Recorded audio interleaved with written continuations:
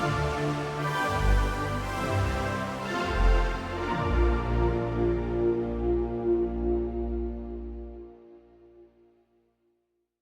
everyone. I'm Karl, And I'm Em. and welcome to our podcast discussing all of the latest books. This is Season 2, Episode 6, and we will be discussing The Last Letter by Rebecca Yarros. I don't have a copy. I will be purchasing a copy, but I don't have a copy. And as always, we will be saving our ratings until the very end. We promise to give you all of our honest opinions on all the characters, chapters, and scenarios. We don't mean any harm to any of the authors. This is solely our opinion. And as always, we promise to call them like we read them. Period. Okay, so I'll give you some trigger warnings. There are some very heavy topics in this book, so please, please, please look further into these trigger warnings before you read it. We won't go into the little nitty gritty details throughout our episodes, so our episode's probably a little bit safer, but the book itself is very, very sad. So, just a fair warning. I am not one that cries in books, and anybody that's listened since the beginning knows that. Carly cries every single one of them. Every single one of them. Pretty much every single one. I would say 4 out of 5. It's not. 3 out of 5. Whatever. Okay. So, most of them. And anyways, Emily doesn't cry in hardly any of them. This one wrecked my soul. She'll tear up with me just reading the blurb in a second. 100%. It wrecked my soul. I have never been so moved by a book in my entire life. It hit some very heavy triggers for me, so it was very, very sad. Specific triggers, just so everyone is aware. One of the main characters was in the military, so there's definitely topics between military and war, loss and grief that comes along with that. There's also references to child death and sort of not graphic, but you're there for the scene and something happens in the scene that's really sad too. So it's not like I just referenced and moved on for sure. There are several references to cancer, as one of the children have cancer. Childhood cancer is obviously even sadder than probably just an adult with cancer, so that is also something you should be aware of. There is some sexual content, there's some gun violence, racism, abandonment. Things along those lines are a little less heavy, but definitely be aware that there's childhood cancer, child death, and topics of war and PTSD. As always, take care of yourselves, and spoilers will lie ahead. If you don't want to hear how this book ends, please pause here, go read the book, and come back to this episode. This is one of my favorite books, so I do highly recommend you do read it. Exactly 10% into the last part of the book is where it gets emotionally devastating. If you can read up to that point and then you just don't think you can handle it, that's where the hard part is, the last 10% of the book. If you can make it through the rest of it and you get to that point, that's kind of where the stopping point is if you're not able to hit the rest of the triggers, because the rest of the book is really good as well, so in my opinion. No, I wholeheartedly agree. I think you should read it. Even if that part is going to be tough for you to read, I would encourage you to read it. Obviously, you need to do that in a safe space, but I think it really discusses those topics in a really good way. This is going to be a very positive episode for once. So yeah. Wow. All right, you ready to get started? Let's get into it.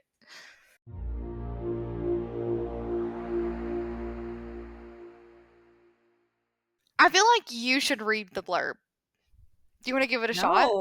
No, absolutely not. I think you should give it a shot first. I couldn't even read it to you to recommend us reading this. I cannot. No. I think you should at least try. No, 100% not. I'm going to probably cry at least 10 other times talking about this. No, absolutely not. Okay. You did not cry near as hard as what I did, so. Fun fact, just so everyone knows, I actually read the last 10% at Six Flags. I told her not to. Which was maybe a good decision, because I sort of like disassociated from the emotional trauma that I was supposed to have, but also probably not a good decision because I had to actively dissociate from the traumas. There was a little mixture of tears and then like, oh no, I can't cry in public. Tears, and then it was weird. My experience is a little different. It was very sad though. Tell her not to, and she was like, "Oh no, I'm gonna just stop right before this." And then next thing I know, she's like, I'm in the middle of Screaming Eagle, like just crying my eyes out or trying not to or whatever. And I was like, okay. I will say though, I called the ending. She did. I had to keep reading it to make sure that's what happened. Once the sad thing happens, you're just like empty. It is true. I just kept It reading it, but the last 2 chapters, I was like, there's no point to reading it. It's Everything not there's my no point second to time reading life. it, and I do feel like afterwards it does put me on a reading slump because I don't feel like I can emotionally connect to any book after that. I need another really good book afterwards that I'm just like, oh my gosh, okay, it's brought the life back into me. But Or almost like a rom-com. It's like a little yeah, bit of comedy to sort of lighten it up because it is such a heavy yeah. ending. But so good. You absolutely should read it. So here's the blurb. Emily's probably going to tear up, so don't mind her. Beckett, if you're reading this, well, you know the last letter drill. You made it, I didn't. Get off the guilt train, because I know if there's any chance you could have saved me, you would have. I need one thing from you. Get out of the army and get to Telluride. My little sister Ella's raising the twins alone. She's too independent and won't accept help easily, but she has lost our grandmother, our parents, and now me. It's too much for anyone to endure. It's not fair. And here's the kicker. There's something else you don't know that's tearing her family apart. She's going to need help. If I'm gone, that means I can't be there for Ella. I can't help them through this, but you can. So I'm begging you, as my best friend, go take care of my sister, my family. Please don't make her go through it alone. Ryan. I wish we got a little bit more of Ryan too. I agree. I kind of wish we had gotten a glimpse at them before or while he was on visits before we jumped into him just being gone. What if we get a prequel? Oh, I would love a prequel. Rebecca. As long as Jeff's not in it. No, but what it should be. It should be her finding out she's pregnant, Jeff leaving, and then up until Ryan came back and helped her for a little bit. So we get Ryan, and then we also still get Beckett. I love Beckett. If I get more Beckett, I'll read anything. And we would get the bromance. Oh, yes. Rebecca, I'm calling it. You need a prequel. Agreed. Prequel. She's too busy. She ain't writing no It could be prequel. called The First Letter, and it just be like Ryan writing to his sister whenever he first gets drafted. That's sweet. I know. That makes me emotional. Yeah, no, let's not.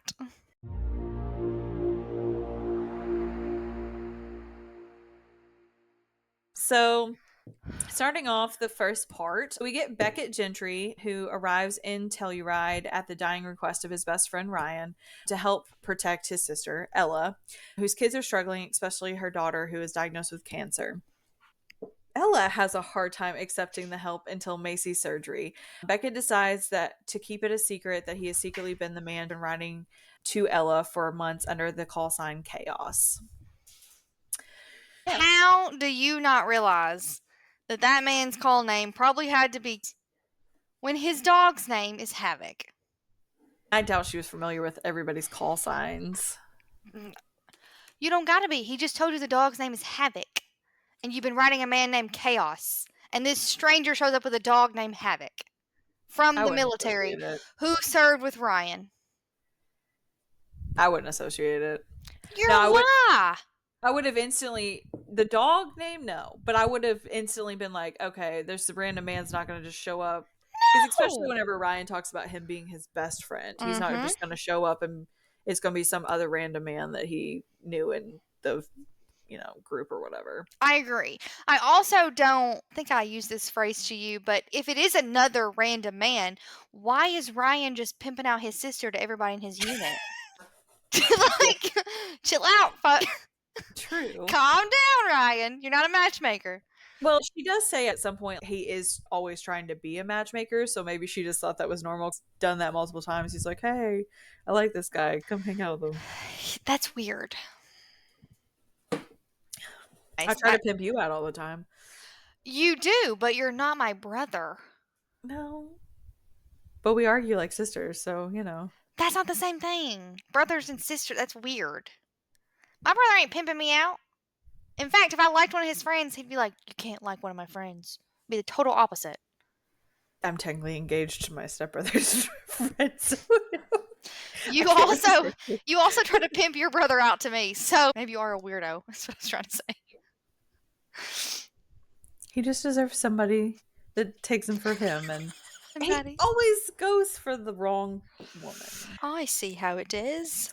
So Beckett is 28 years old, and he's actively in the military with Ella's brother, who they have as call sign Mac.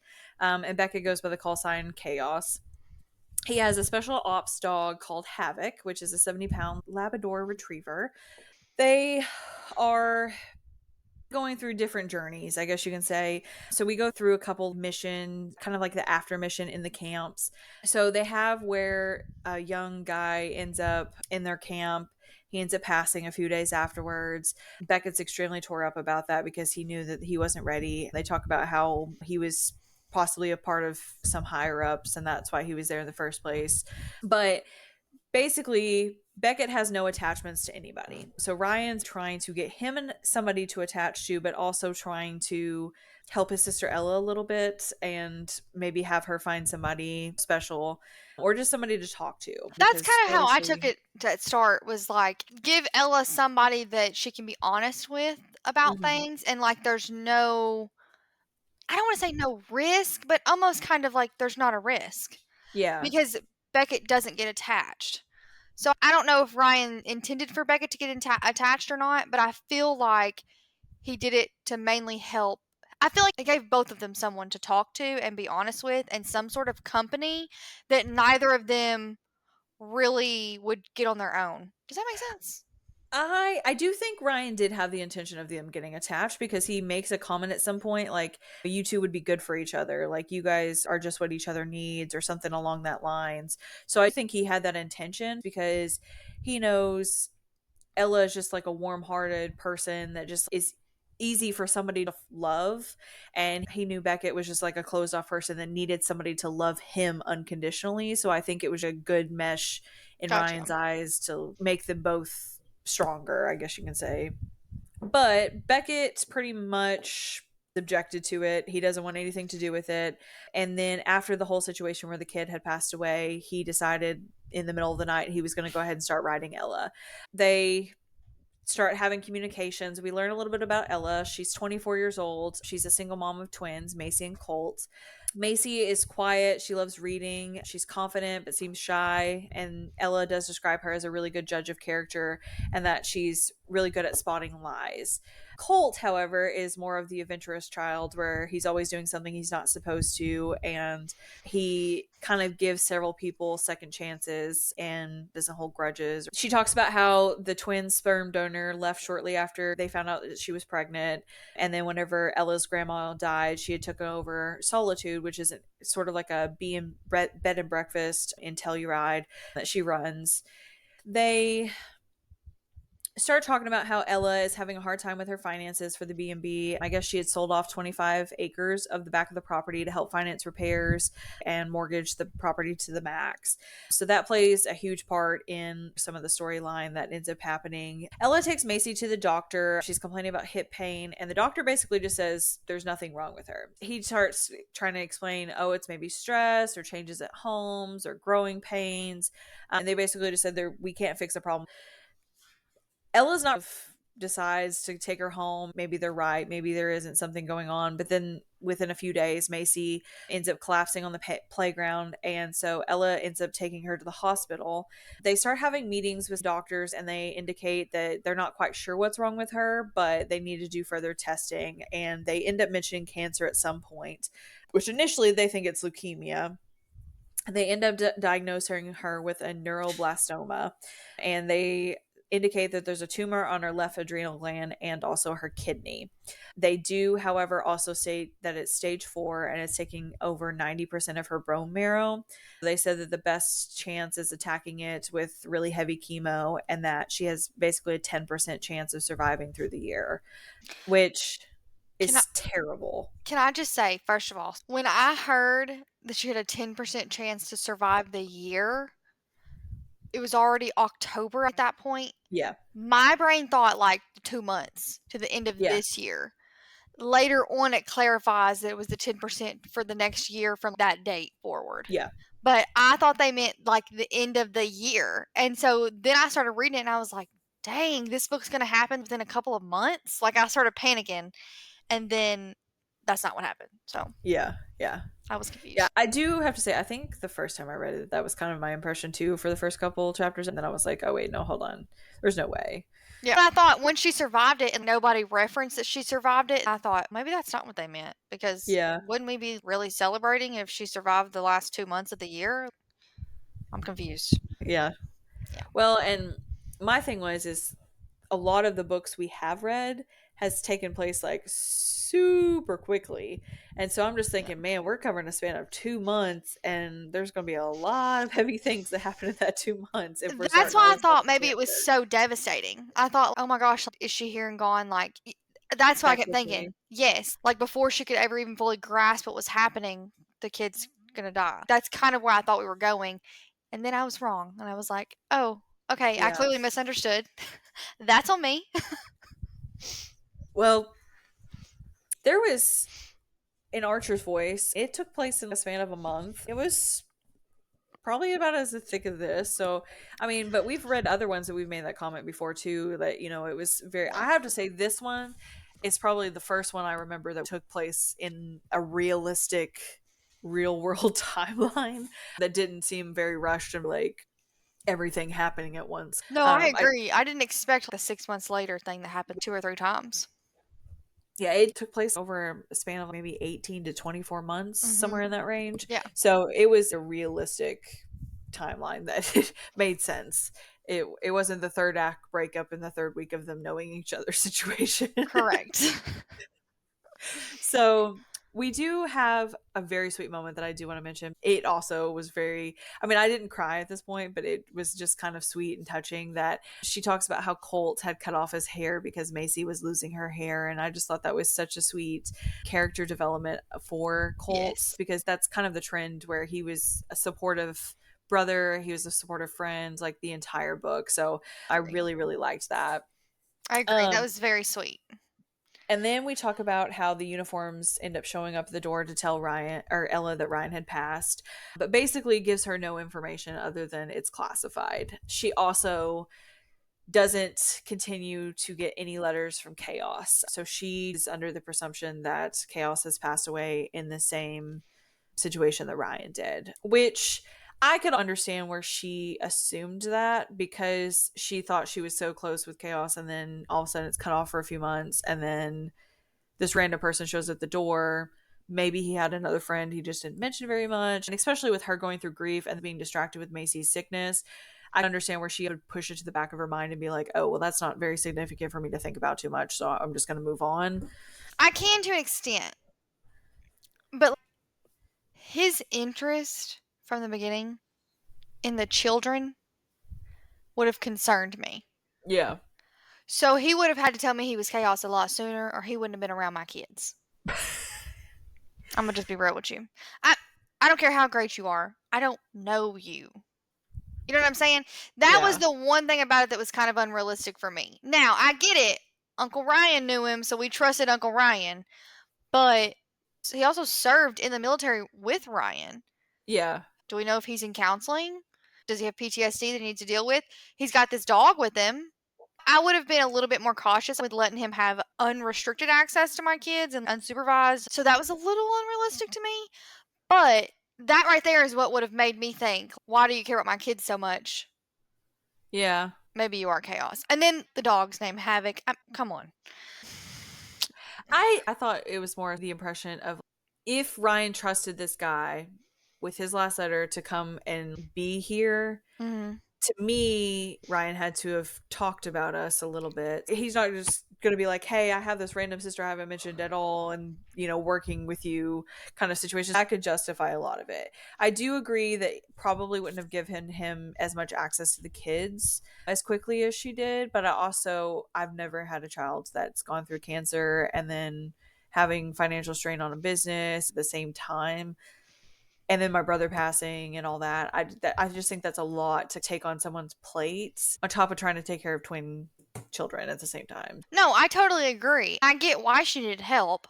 I don't think that Beckett was the answer for that help right out the gate, but not Yeah. in the world we live in.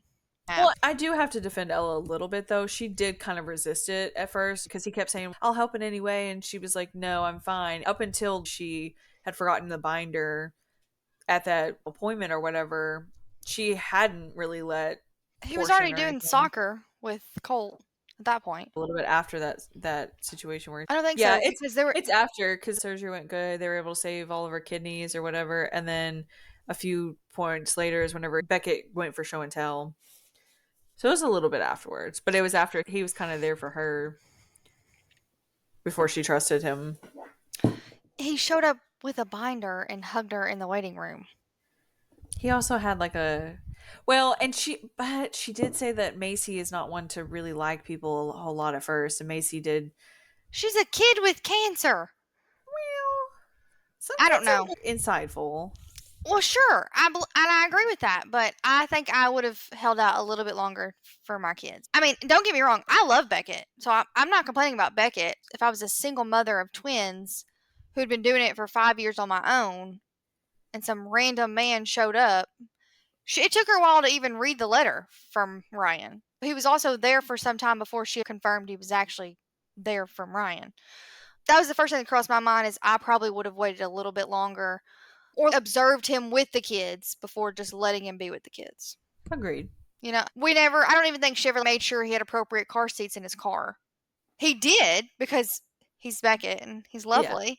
Yeah. But for the soccer thing, I don't know that it's ever referenced that she ensured that he had the right seats. And maybe that's just background noise, but I feel like she would have been more hesitant in reality. That right there was just a little bit of a snag on her character because she was so protective. True. I agree. I'm not judging her. She was clearly overwhelmed and needed help, but just made me a little nervous. True. So Beckett gets Ryan's letter and he requests some of the following: go to Telluride, help Ella, support her through Macy's sickness. But he also leaves him with the words, you're worthy of love, a family, of home. And he says, while you're searching for all of those things, make sure Telluride is the first place where you look. So Beckett does drop everything and he goes and books a cabin at Solitude for 7 months.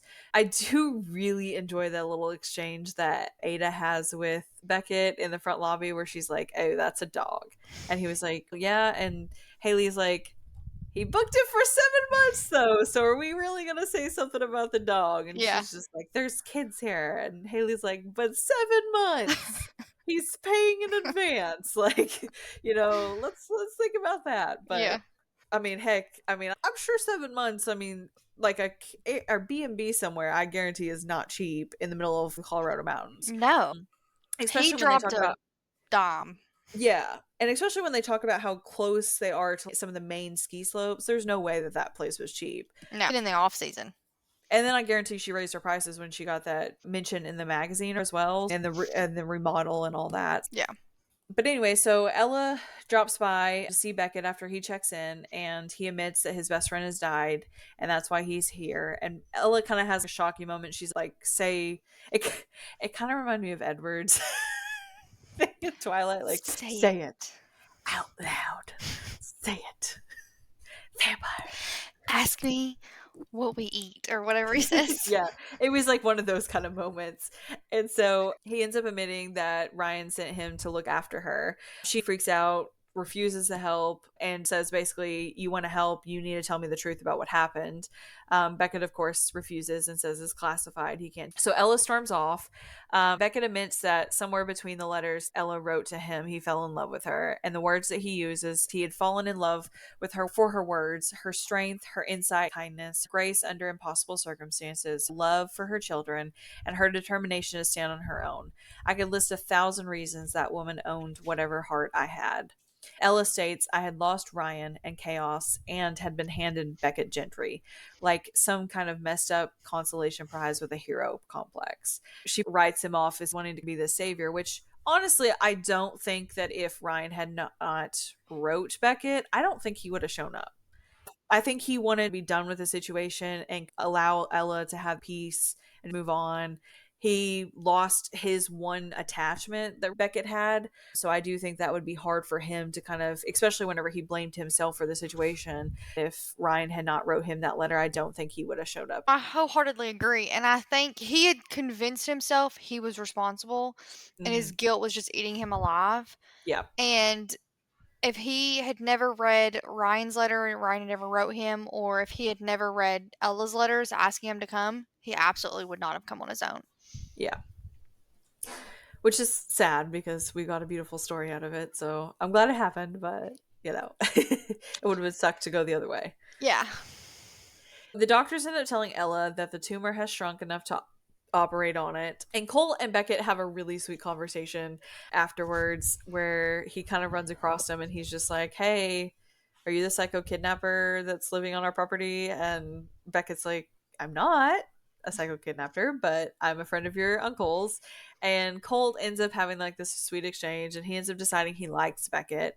And Ella comes to get Colt and basically scold him for running away and bothering the guest.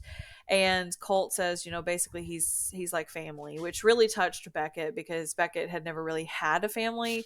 I think it kind of tugged on his heartstrings a little bit, For making that sure. kind of comment. It was very sweet. So Beckett ends up giving a speech in regards to Ryan. He says he's sorry for knowing so much about Ella and he can't help with that, but he could try to explain as much as he can about himself so she could get to know him better. But he's just following through with what Ryan wishes. And again, Ella just kind of starts resisting, and Beckett ends up admitting that he's done research on Macy's condition. That's part of the reason why he doesn't eat in the main house. He doesn't want Havoc to cause Macy to get sick, and Havoc goes everywhere with him.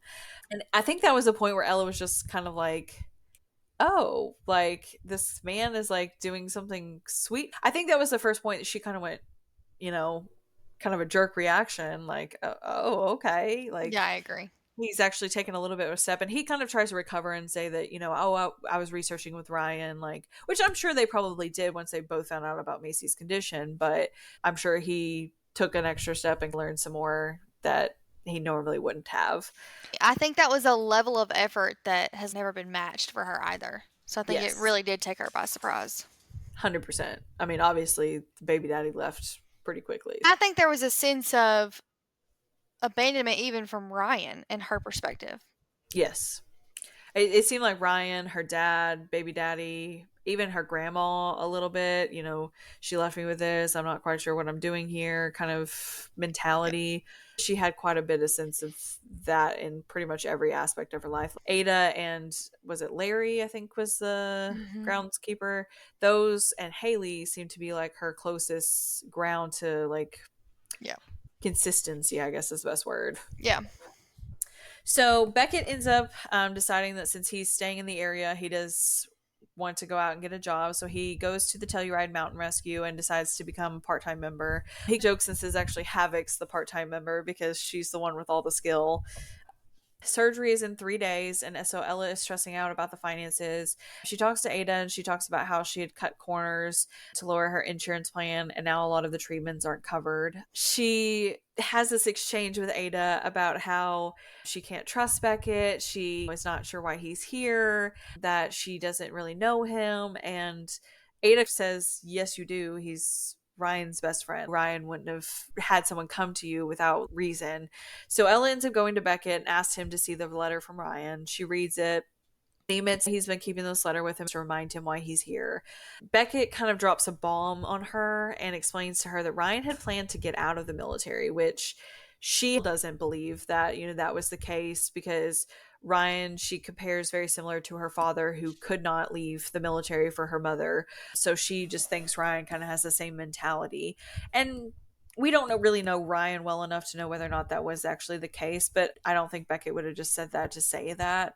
But whether or not he would have followed through with it is a different story. Correct. I agree. Ella believes the only reason why Beckett is there is for the loyalty to Ryan's request, and Beckett states, no, I'm here for you. And Ella basically states that she is not really wanting to trust him because she's afraid that he will leave like everybody else. Beckett says only time will tell. You'll see. It's understandable though why she would think that if he is just there to see her through the child's cancer. You know what I mean? It's understandable. At the same time though, So hot. Beckett just being like, we'll see. Yeah. We shall. He definitely shows her. He did something. I love Beckett. So Captain Donahue ends up showing up and telling Beckett that he found a way to around him completely leaving the military by placing him on a disability roster for up to 5 years so he can keep his pay and benefits. Beckett decides to decline that and say, no, I'm done. He leaves the option. I think it was like 60 or 90 days as he left that option out there for Beckett to kind of consider. And so there is one point where Macy's going for her surgery, and Ella has forgotten the binder that she keeps of all of Macy's treatments, all of her surgeries she's had, procedures, and things like that. So Beckett offers to drive there. This is his first point where he finally gets to meet Macy, and they have the sweetest exchange, basically begging Beckett not to leave her mom. And Beckett has a moment alone with her, and she says, I don't want my mom to have to be alone whenever I'm in surgery or whatever. And he had left Havoc with Colt, and she makes the comment, you let my best friend borrow yours, is her reasoning for liking Beckett. And I just love that so much. That Very is sweet. a sentence that is reused in the future as well. It's a much sadder use in the future for sure. Beckett watches as Ella tries to hold it together until Macy is wheeled away, and she has a breakdown moment. And he ends up saying, I loved this woman. I would take on armies for her, kill for her, or die for her. There's no greater truth than that. He just sits there with her. She has moments of breakdown. They walk laps, they talk. I think it was 6 hour surgery. I mean, it was a It pretty. No, it was supposed to be 10 and it lasted longer than 10. That's Okay. that's when she lost it because it was past the 10th hour and she was like, they said it would only take 10 and I think it ended up being closer to 11. Yeah. It was a long surgery. First of all, I don't even know how the doctors can stand up that entire time and be able to focus because you're holding someone's life in your hand for 10, 11 hours. That's just Mhm. insane. Yeah. But surgery ended up going good. They were able to get all of the cancer off of her kidney and save it. And Ella has this moment of realization. She just breaks down into Beckett and cries. And Beckett just stands there and holds her and tells her everything's going to be okay. I love that they each have their own teddy bear and they swap when they're Yes. separated. I think that was such a cute detail. I mean, it doesn't technically add anything to the story really. Like, it's not like a significant part of the plot, but it's just little details like that that add to the characters and like build that background relationship that then makes the end so sad also. That it was just really good. I loved the way the twins were described, the way they were written, and then like being like two bodies, one soul or whatever, and the whole like have their own language. Like that was super cute. I love that. I liked the maturity they had because Yeah. they almost had to raise themselves in some aspects and also be the stronger one for their mom in a way. So I do love that realism because I mean I had a single mom that I kind of had to support my brothers and be there for them and things like that. So they have a lot of that, but they still were able to be kids in a lot of aspects too. So like the Yeah. bickering that is written, things like that, it really emphasized a lot of that realism, but at the same time made you love those characters so much. Yes, I So agree. I honestly, even Haley, Larry, Ada, like there was not a character besides obviously Jeff that I just absolutely could not stand. Well, Jeff and his parents. True, true. All the rest of them, and just even the background characters had such little descriptions, but the storylines you had with them brought so much to the main characters that it was just Yeah. impossible not to love them. I wholeheartedly agree.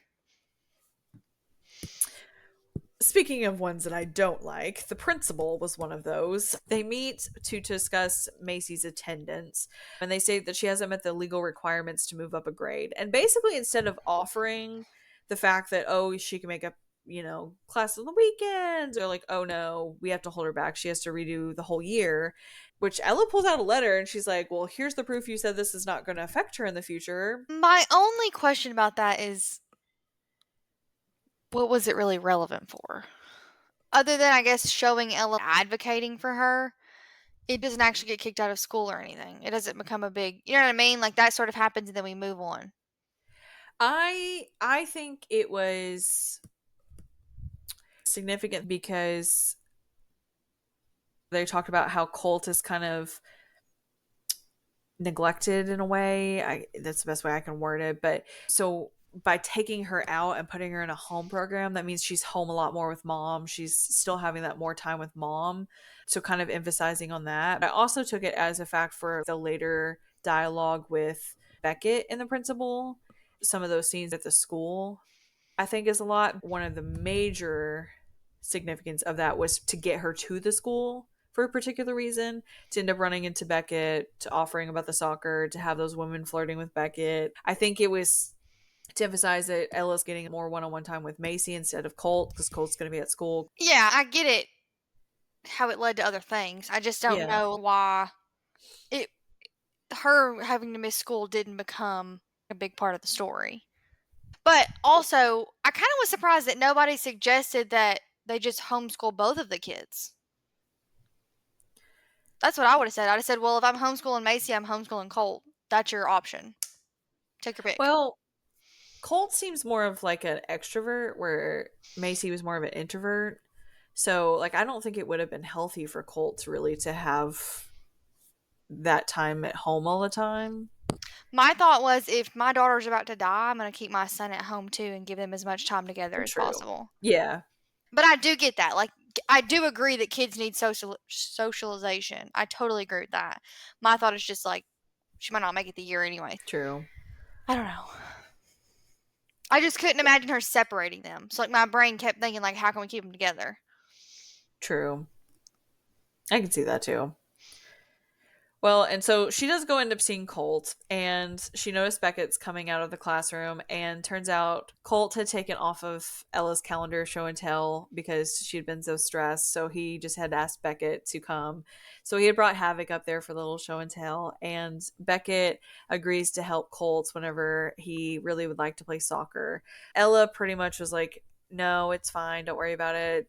Colt, we can't play soccer because it's just too much. And Beckett's like, no, I can do it. And she's like, but you're not sticking around. And he's like, again, I'll show you. Just wait. So it was just a cute little moment. But I really appreciated the little flirtation moments that he had with some of the women in the hallway. And he kind of just like deters and was like, hey, Ella, you want to go out for lunch? Colt, what about you? And he's like, yeah, I'll have a picnic. No, I love how uncomfortable he was when the women were Yes. giving him attention. He was like stepping back and like looking away, like, is she serious? But she was super jealous, and she's like, isn't your husband like doing Mm-hmm. this? So it was very cute, because even though she didn't want anything to do with him, she also was really jealous of everything. But he does make a comment. He says, I will show up for you. For Colts, for Macy, I will not walk away. I will not abandon you. I will not die. I will show up. And if you don't believe me now, that's okay. I'll earn it. That. So we have at each chapter, pretty much, there's the letter that is wrote between either Beckett to Ella or Ella to Beckett. And Ella, in one of her letters, talks about how she had ran into Jeff's parents and they had picked out their turkey. And she was picking out items to figure out how to keep her daughter from throwing it up or basically surviving. And that was one of the moments I was just like, gosh, that would just be terrible to have to like have that. And to imagine walking into the store and seeing the people that didn't want to help you try to keep your daughter alive, I would feel murderous. I would absolutely be so angry at them. And then just to keep it calm and just break down in the middle of the aisle instead would just be too much. Yeah, I Like, agree. I don't think I could have been as strong as she could have been to withhold that. No, that man would have been paying for my baby's medical care. Absolutely. He has an obligation to support her. If he doesn't want to be dad, then he better figure something else out. Write me a check. She wouldn't have taken it, but She would have when if Becca hadn't showed up. it's possible. She would have had no other choice if she wanted her True. kid to get that care. True. But gosh, Beckett, that was the better option. So Beckett, Ella, and Macy go to Colt's game to cheer him on, and I absolutely loved the little exchange between Beckett and Colt whenever he was like, you know, what's the most important thing about today's game? And Colt yells, play my position, show no fear, and tonight we dine on the souls of our enemies. And Ella just like looks at Beckett like, what the crap are you teaching my son? And I have to say, so the first time reading this scene, I did not cry because I did not know it was coming. The second time, I cried because I knew it was coming. So after the game, Beckett goes over to Colt. He's really disappointed because they've lost, and he didn't stop the block from the last, goal that had happened. And Beckett tells him that the losses are as important as the wins. So Colt ends up losing, and Beckett tells him that the losses are just as important as the wins because the losses teach us more about ourselves. So Colt decides to go over and congratulate the boy who scored the final goal. Very sweet. Ugh, the next moment, he just asks Beckett what if this is what it's like having a dad. And Beckett's like, I don't know, buddy. I didn't have one either, so I'm not really sure. And he's like, well, I think it is. I love this. This scene made me tear up. It's the second time it did, for sure. Like the first time I was like, oh, that's sweet. That really like tugs my heartstrings. The second time I was like, this boy had a dad the whole time and he didn't even know it. Like it was just like, oh, I hated it. But afterwards, they decide to go for pizza. And whenever they stop, Beckett tells Havoc to protect Macy and Colt at the vehicle. I think it's Haley is there. So Ella goes over to talk to her, and Beckett goes inside to get the pizza. And Havoc starts going crazy. So Beckett runs out and sees that there's an older couple like starting to try to come up to the vehicle. And Ella like tells them like, hey, no, you don't get to do this. Like, you've got to go. And Beckett has a threatening moment with him, and he's just like, don't you ever come close to them. Like, that dog will rip you to shreds if you ever touch them. Like, I mean, stands up to them wholeheartedly. And Ella tells Beckett basically afterwards that it's Jeff's parents, which obvious. And that was apparently the first time they had ever saw the kids. And they're what, 6 or 7 by now? 6 maybe. Yeah, so like that's terrible that like you have these, especially not just one but two grandkids, and both of them are just One who's jewels. sick. That too, yeah. I can't imagine. And not only that, but I mean, they're just both Macy and Colt are just beautiful children, and like their minds, their thought processes, their love, like it's just. I mean, to not have to know them, and especially knowing that they will never know one of them, is just They're no some longer people are like grandparents that. when the adoption goes through, so. True. I don't know how you could do that. Yeah. I don't either. I mean, I couldn't. There's not a thing on this planet that, even as an aunt, would stop me from knowing at least somewhat my niece Yeah. or nephew. Yeah. I guess I should clarify. There's nothing on this planet that would stop me from voluntarily doing that. Yeah. If the parents refused access, obviously that's a different scenario. But she didn't do that. They showed up at her door with a check and told her to abort it. Yeah. So it's different. Well, I'm a child of a parent that just abandoned them and grandparents. So, like, I get my side of it. Like, I don't understand how they could do that. But for me, it was a healthier thing for me not to be a part of that. To actively know that none of that side of the family really makes an active effort to even try to mend that, especially in my situation, it's a narcissistic situation. So it's, why don't you reach out? And it's like, well, the phone works both ways.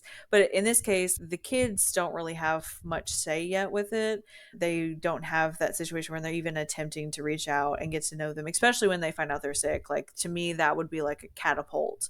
But instead, it's just, no, we have to protect ourselves. We have to protect, us dating, I think it was like a mayor's daughter or something like that. I think it's a senator's daughter or something. Terrible. But yeah, Yeah. no, I wholeheartedly agree. Them caring more about their reputation than A child dying. their grandchildren is pathetic. Here's my thing though too. So what may or may not be in the kid's best interest doesn't dim in the fact, that they don't make the effort.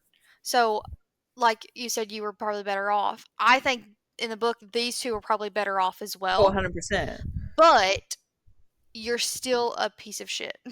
Yeah. Like, that's all there is to it. Well, and to me, it's like, for instance, my brothers, they tried to still have a relationship with that side of the family. And it was really hard for them because they're like, oh, I didn't have to go through as much as what Emily did, so I didn't experience half of that. So they didn't understand where I was coming from. So they attempted it. But I mean, even both of them don't speak to that side of the family really at all, because they kind of uncover that. And to them, I think they're better off as well. I mean, I'm not going to speak for them, but there's just a lot with, sometimes it's the healthier thing to do so, but they still got that chance and that opportunity to try and see if it worked out better for them. And I think that, not saying that that would have been a good thing for either Macy or Cole, because I don't think it would have turned out in any way positive either. But, it's that thought, especially whenever children get older, they're just like, oh, you're just trying to keep me away from my parents or my grandparents or whatever, especially whenever sometimes that other side puts that in your head. But, you end up coming to the conclusion on your own at some point. For sure. You realize at some point who's the bad guy. I think Yeah. it's entertaining though because like not entertaining, that's the wrong word. I don't fully think that the way that it was written was perfect. And let me Yeah. explain. Why I say that is because typically you see this scenario of like our reputation can't be hurt when like you're like knocked up outside of marriage, like these sort of things, and like you're below the level.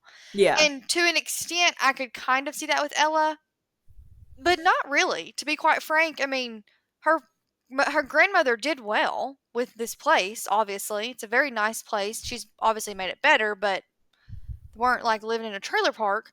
Which, first of all, let me just say, you should not be ashamed of that. But I just mean, rich people typically have a problem with that sort of thing. So that's Yeah. what I'm talking about. Anyways, so I kind of struggled with like painting that picture fully because they were married when she got pregnant. Like they did things like you're like morally, what some people would say like it's a moral wrong or whatever. They did it all the right way. So I kind of thought it would have been better if she'd just like been knocked up like maybe in high school or right out of high school they hadn't been married, and you know what I'm saying, like I kind of think if that would have made more sense.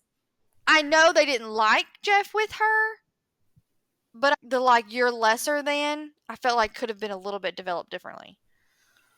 I agree. I think they had kind of the thought that she was trying to, like, they had this path of him becoming a lawyer and taking over the family business set in stone. He would get that only if he finished law school or went to law school or whatever. And so I think that they had such a path that they thought that she was basically going to ruin that for him and have him maybe go to community college or, some kind of lower than place than that what they expected him to be, Yeah. instead of carrying on the family legacy. I think that was the portion that it was kind of written as like they're wrong. I don't think it was like she was less than. I think it was just that she was going to set him on a path different than what they expected him to do his entire life. No, I can agree with that. I just think like I do think that was the intention. I think there were kind of hints though that she was lesser than. And maybe that was her reading it that way. Maybe that's what I'm Hmm. thinking of. But I kind of wish it had been done just a little bit differently to really highlight that if that's what we were going to run with. I agree. Because I do think. also like okay, I'm not saying that there isn't a man on this planet that wouldn't marry some girl out of high school just to knock her up. Mhm. But in this day and age, I don't see most guys marrying someone just to knock them up because most guys can just get with anybody they you know what I'm saying, like Yeah. it's not the same as back in the day. So I guess that part would have made more sense to me if they hadn't been married. It would have been, out of wedlock and, oh is woe or whatever. Yeah. So I think that to me would have made a little bit more sense. Now, I hate them regardless. But like it just would have sort of made the adoption a little bit different and like the child's insurance and different things too. It's just like a legal side of it also kind of would have been a little different, but I don't know. Yeah, I agree. I do think that she probably could have added in maybe a paragraph's worth more of context to kind of add more to that. But I do think that with the letters, we got a lot of context. But I do think that in her letters, I think she was still trying to keep it like a little bit lighthearted, to not like Yeah. fully be like, hey, here's in grave detail all of the issues. I have a great life. Like, so I kind of get why it was summarized, but at the same time, like I do agree there could have been a little bit more context where it could have been a little bit more dramatic, but I mean, I loved whenever Beckett went to Jeff's. Well, I That's was one of gonna my say, favorite I think if we had built that up more, like him getting back at him would have been even better. Because it was Oh yeah. great. Don't get me wrong, I loved it. And when he was like, sign this check for whatever you think it's worth, your reputation or whatever, I loved it. Don't get me Yeah. wrong. But I kind of wish we had built it up more so that that moment would have been even better. They had ran away the day after graduation and basically got married, then told their parents and grandparents next day. His parents disowned him. They moved into one of the cabins. The biggest shock for Jeff was that he went from trust fund baby to broke. It was pretty quickly after they got married that she was pregnant. And then once they found out it was twin, he didn't seem as worried when it was just one baby. When it became two, Jeff was like, yeah, you should just get rid of them. Like, I'm done. And she was like, no. She was on the fence about it until he said, hey, get rid of them. And she was like, whoa, whoa, yeah, no, my mind's made up. I'm keeping them. Just think them not being married would have made more sense for him to be so quick to take off. Well, and I do agree, especially whenever the dad showed up with the check Yeah. and, basically said, whenever you prove to me that you're no longer pregnant, whatever. But I do kind of wonder what was in the divorce papers because I do Me kind too. of I'm always wonder. nosy. Yeah, so I'm kind of wondering if, like, whenever because she did sign the papers, but she set the check on fire and then burned down the whole cabin with it. But my thought is like, what's in this divorce papers? Did she sign away her right to go after him for child support? Like, did she? What So you all was can't do that. in? Oh, you can't. No. You can Is it? waive spousal support, but child support, he has an obligation. She could agree to no child support at that point and then later on file a petition to modify that. Gotcha. Okay. But you have an obligation to support your children. Interesting. So, and quite frankly, with the amount of medical issues that child had, the state. So, okay. It said that Ella didn't qualify for state assistance. It kind of like hinted at that. Yeah. I don't see that actually being realistic, not with what was going on. So, like in reality, there probably would have been some level of assistance, and she probably would have received state benefits. If she'd received state benefits, the state would have went after Jeff for support.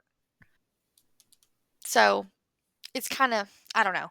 But if she was making enough money to not qualify for state benefits, then she was doing decent. Because, I mean, you can still make a decent amount of money and still qualify with 2 kids, especially one with cancer. So, it's kind of iffy, but Yeah. I would like to know what was in the divorce papers as well. I agree. You can't sign away the right to child support though, because it's not actually her right to sign away, if that makes Yeah. sense.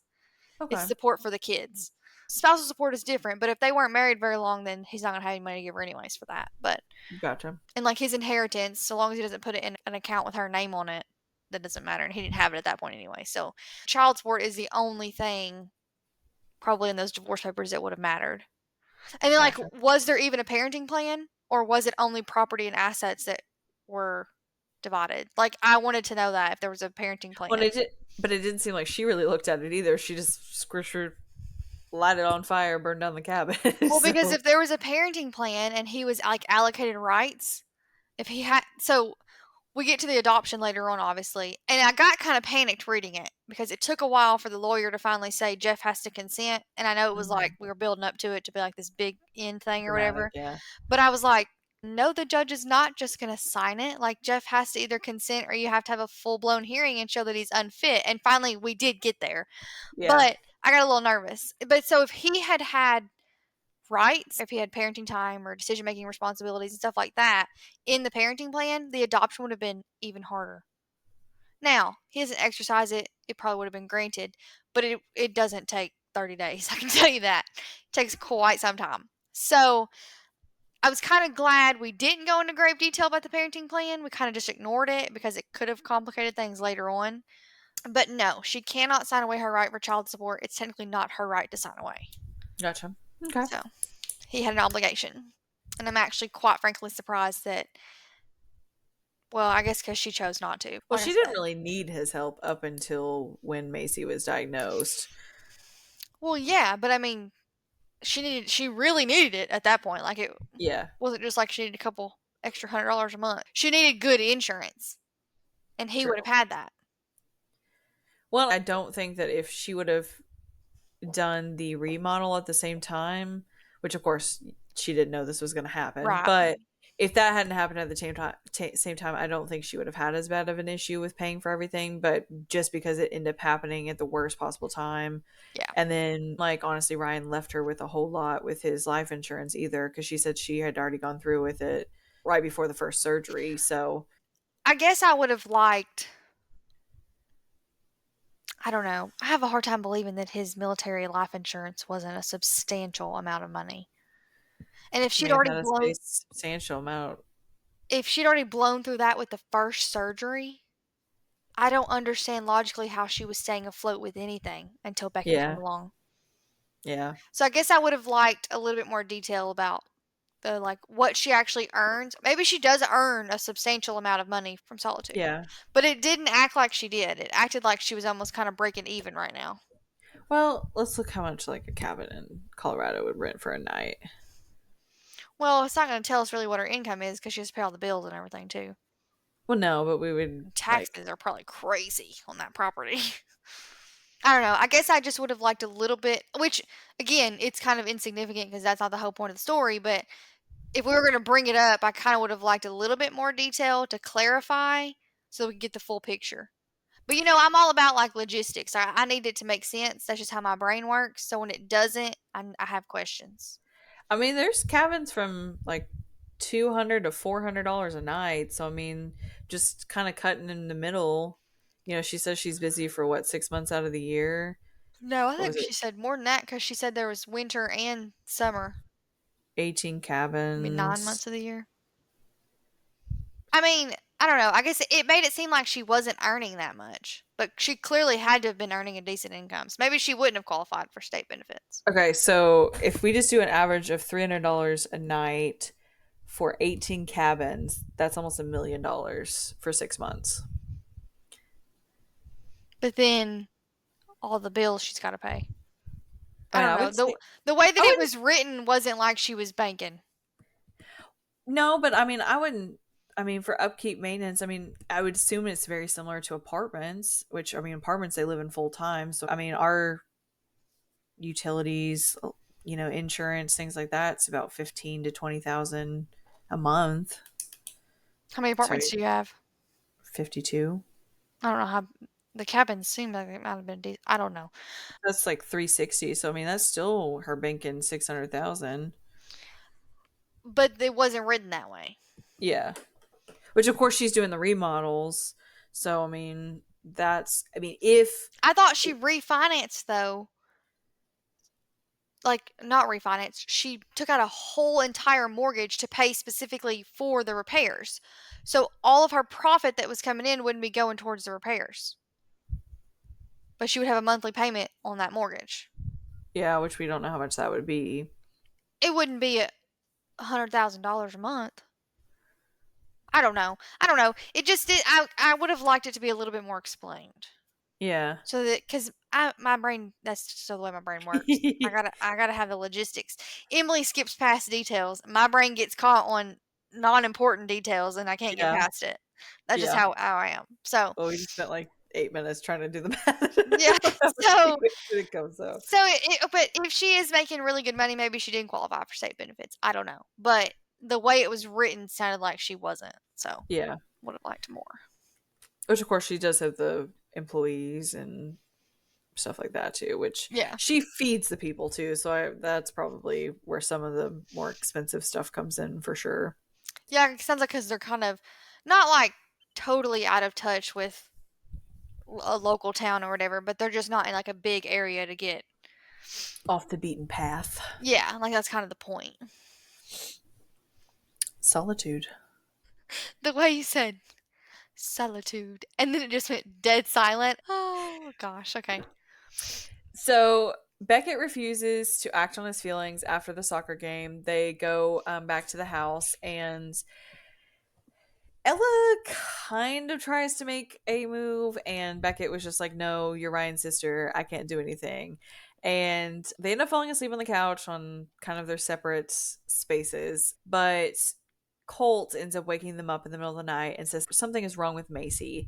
So Beckett gets in the car and is like, Ella, do you trust me? And she's like, yes. And so they get in the back of the car. He rushes to the hospital, gets her there super quickly.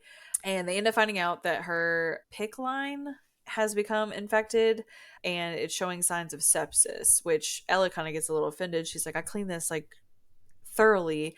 And he basically says it's internally that it's getting infected. So they started on very aggressive medicine and they're basically saying this is super severe. You know, we don't know what's going to happen, how it's going to end up. We just got to keep trying. They made me think of 5 Feet Apart. Yes. Yeah. Made me I, panic. yeah, I can see that. I forgot all about that book. But no, it was a very touching moment, especially whenever Colt's like, I want to come with you. And they're like, no, you have to stay. Like, it was, but at the same time, I was like, Colt, leave him alone. She's got to get to the hospital. Like, she's going to die. Like, it was, I and know he was then, sitting there having a full conversation with Colt, and I was like, yeah. get in the truck. Then to find out, like, the conversation that Beckett had with Colt, like, that again was just another moment. I was like, your dad was there the whole time. Like, Yeah. it was just, it was so terrible. But they talk about how basically to continue fighting everything that there is a treatment that is the best course of action, and Ella expresses that it's more than she could afford, but she has to have it, so she agrees to go ahead and do it, and she was going to figure out some kind of way to get it covered.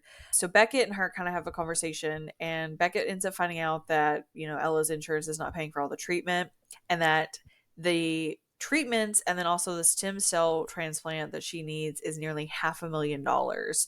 Beckett is, I mean, just furious at this fact. He was just like, you know, basically her life is in this insurance company's hands of whether or not she's going to survive. And I mean, that's a terrible thing to think about.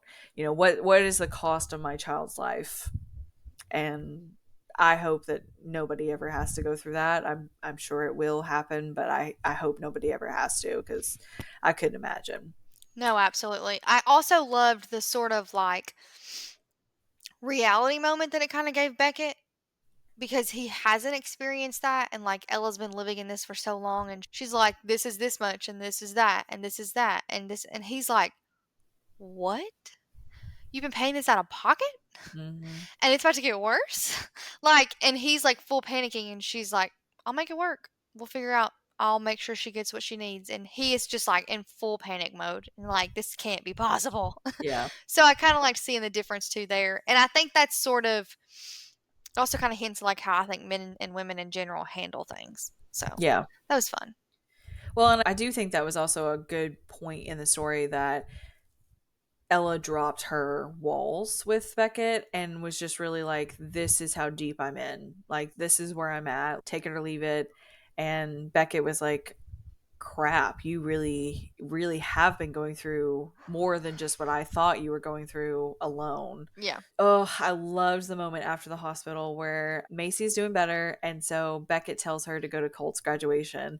And he said he'll stay with Macy. And she's like, no, I can't leave her. And Beckett's like, she's fine. So Macy kind of gets a little down and she, you know, is sad that she can't be there. And so Beckett plans this entire mini graduation ceremony for Macy. Oh, I loved it so much. He gave her this speech from, I think it was like Lord of the Rings or some kind of famous movie. And he gives her this big old speech about princesses and stuff. And I mean, it was just a wonderful moment. Even like the nursing staff, I swear, was just like, oh, I mean, I fell in love with this man. Like, Oh, it was absolutely. just, They're like all at the door, just like swooning, watching him do yes. this. Absolutely. It was very, very sweet. And I mean, I think that was a huge moment for Macy where she just, and it was almost like a good foreshadowing that Macy gets some kind of future. But I mean, I hate that we didn't get to see Colt's moment, one moment, I guess you can say, with his mom at that point, because, you know, she kind of felt like she was neglecting him and stuff. And so I kind of wish we would have gotten that with Colt as well. But I did still love that scene. It's one of my favorites. I agree. I kind of think we almost don't get it on purpose so that you, and I told you this too, I think the whole point was to distract us with Macy so that we Yeah. never saw Colt coming. Yeah. And so we sort of we don't see that moment because then it reminds you that there's another kid, or Yeah. whatever. I think sort of kind of what she was doing. Yeah, I definitely get that. It's just sad. I And agree. then, Or like even at the end, if we had like thought back and saw the ceremony after he died, which would have been even yeah. worse. Oh, no. But that would have been like, or like a flashback of like all these moments with Mom and Colt. Like that would have been, or even Colt and Beckett. Like that would have been the best epilogue. Colt and Beckett, I would not have been able to handle for sure. That would have been so Ugh. sweet. I think it would have been comforting to know. I don't know. Okay, so like death in general obviously is always awful. But I love like the little this is really weird. I love the slideshows at funerals. It's morbid, but like you get to see all of these beautiful, happy, lovely moments and all of this family this person's created, You especially love like like the celebration of life part of, yes, memory. like and like we're sad that they're gone, yes, but like let's also look at the fact that this is such a beautiful life they lived. And even if Yeah. it is short in Colt's experience, but we could still we could go back and have like that sort of like flashback to like when she gave birth and then when all these little big things for her and Colt and then like Beckett and Colt maybe to sort of be like it's so sad he's gone, but also doesn't it just warm your heart that he got to have this moment or whatever like Yeah. I don't know something it's kind of morbid but I like make slideshows like for birthdays and stuff because I think you deserve to see that and be like wow look at the year that I've had rather than you just see a final one when you're dead. True. So my mom, like, I do one like every year for my mom, and she's always like, "This feels like my funeral," and I'm always like, "I'm just prepping." Every year I got a new slideshow. If you die this year, I'll use this slideshow. But like I do like a TikTok trend or something like with mine myself too. Like I just love it. I think it's like it's a reminder of how fragile life is what I think it Yeah. is. So, Yeah, I agree. but it is kind of morbid. But Well, we do get kind of a shocking moment along with Carly's admission there that Beckett asked Ella to marry him to get the insurance coverage. girl, did you see that coming? Because I saw that coming. Yeah, I saw it coming pretty early. Well, especially whenever they had that conversation about the insurance coverage. 1,000%. And also because he's a military man. It wouldn't be a military romance if that man didn't propose. I'm just saying.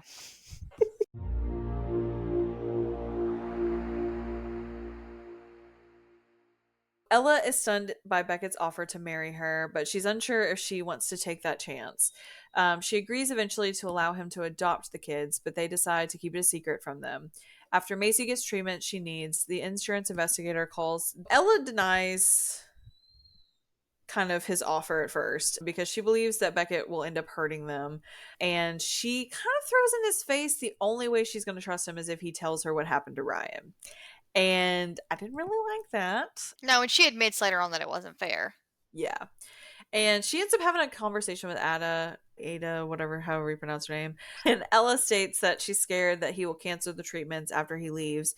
And Ada basically says, we'll cross that bridge when we get there if we need to. But however, she'll have more treatments covered in the meantime.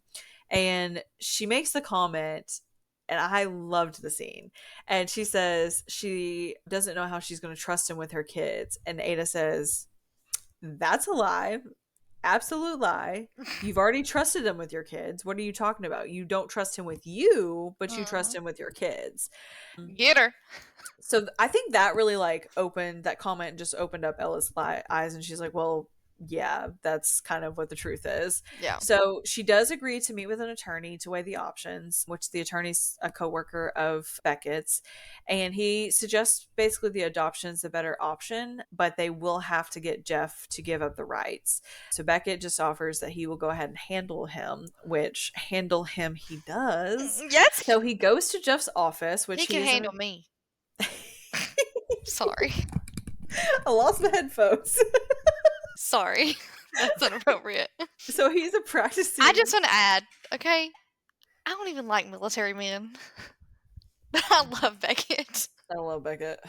I told Emily coming into this, I was like, I'm so scared I'm not going to love him like you love him because I don't like military men.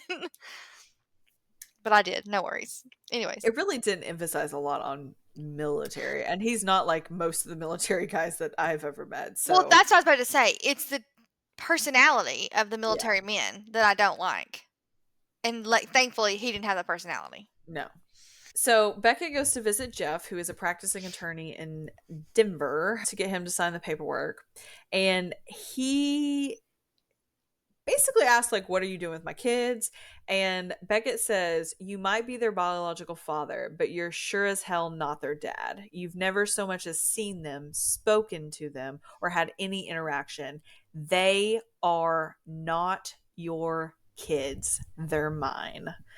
And heavily emphasized. Mhm. And so he has this little altercation with Jeff, what, not physical, but word. And Jeff agrees to sign, and Beckett tells him that he could stick him with the $2 million bill, or he can sign the information. If I stick you with the bill, I'm going to also stick it in the press and make it public information. He also says, hey, here's your checkbook. Let's write a check for back child support, whatever you feel like is the right amount. And he basically writes the check and hands it back to Beckett. He's like, why are you not looking at how much the amount is? And Beckett's like, I know it's not ever going to be enough. And I absolutely loved his response whenever Jeff says, are you doing this because I ruined Ella? And Beckett responds, there's no man on the planet who could do that. Don't flatter yourself. Loved that. Me too. It was such a moment, because he was like, hey, I'm not here for me, I'm here for Ella and the kids. And he kept like, Jeff tried to make it about him and like himself and stuff like that, and Beckett's like, no, focuses on these kids and getting these kids right. So I loved that. Same. And he absolutely again scored in my book when he went home and hands Ella that check and says, I wanted to give you all the options and not just corner you with having me adopt the kids. And she immediately just rips up that check, and just in that moment it was just like, I'm choosing you. And I loved that moment so much. I would have climbed him like a tree. I'm just gonna be honest. It was been impossible not to. I mean, he knew how hard it was for her to make the decision in the first place to adopt, and it wasn't.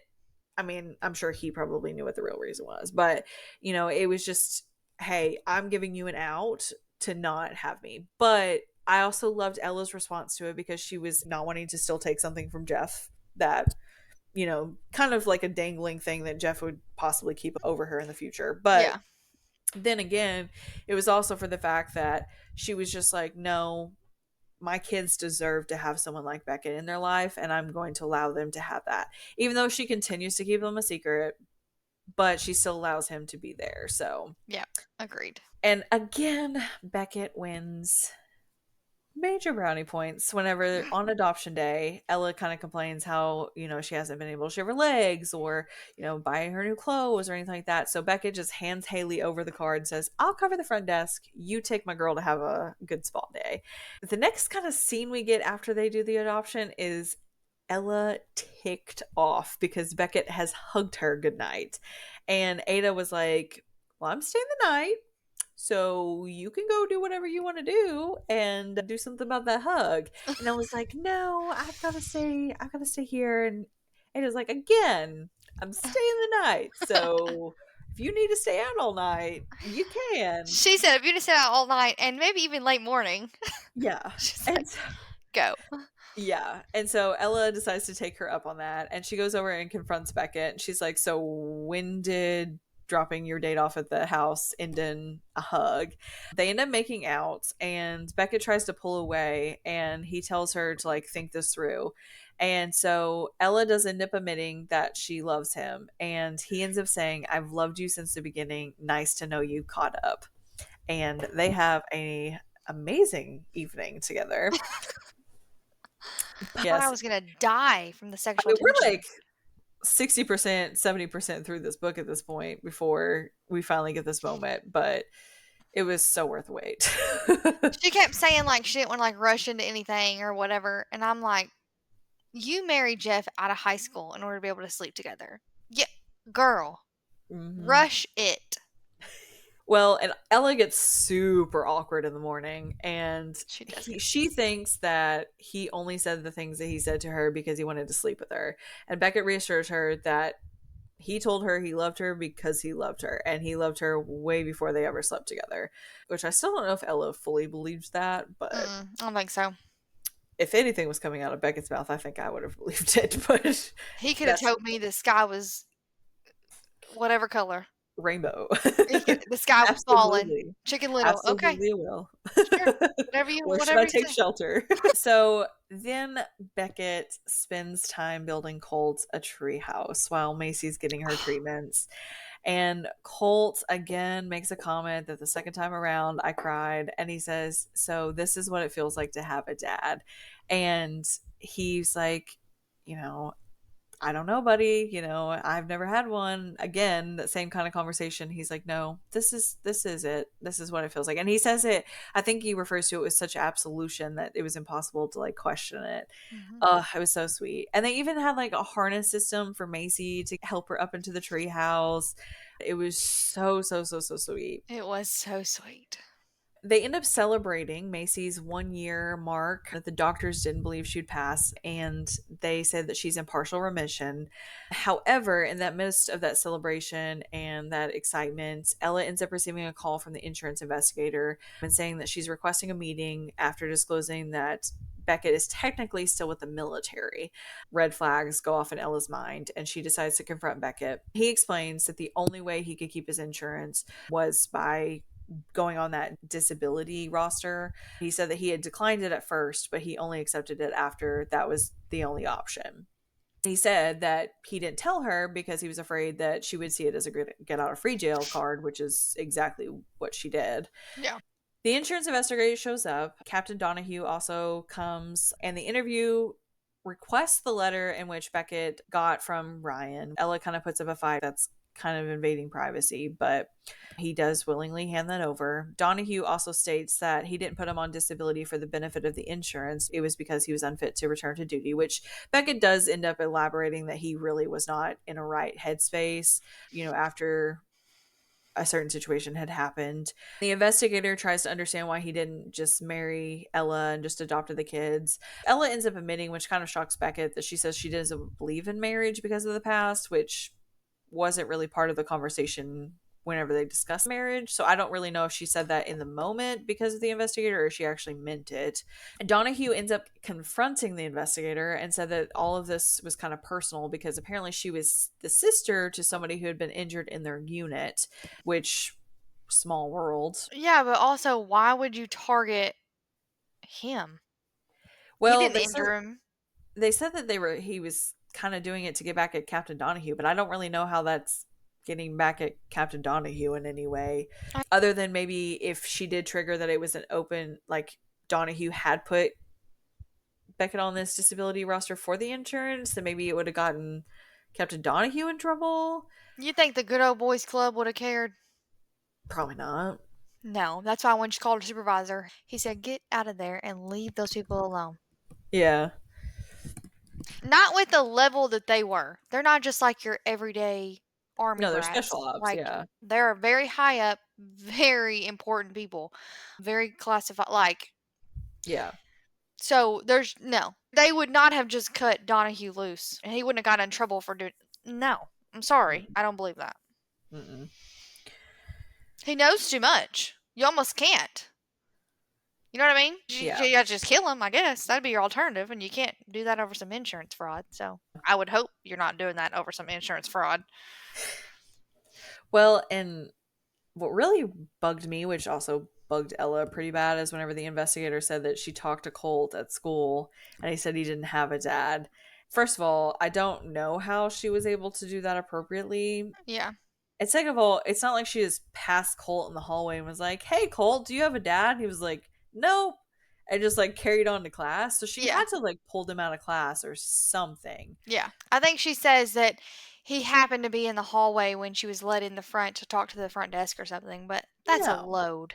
yeah. And then of course, And I even if mean, you were, I don't care. Don't talk to my kid. yeah. And then the teacher allowing some stranger to talk. Yeah. and not calling you and being like, "This woman was just up here and asked Colt about whether or not he has a dad." In a Especially with the small small town? town gossip. Yeah, Oh, no. yeah.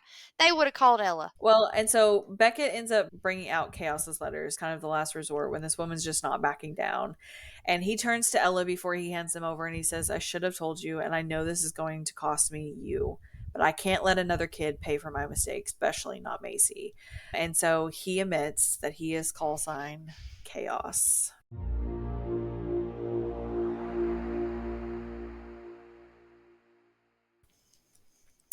So Ella ends up figuring out who Beckett is and is so offended that he didn't tell her. And afterwards, Ella doesn't even allow the kids to see Beckett until Colt gets in trouble at school and she's out of town.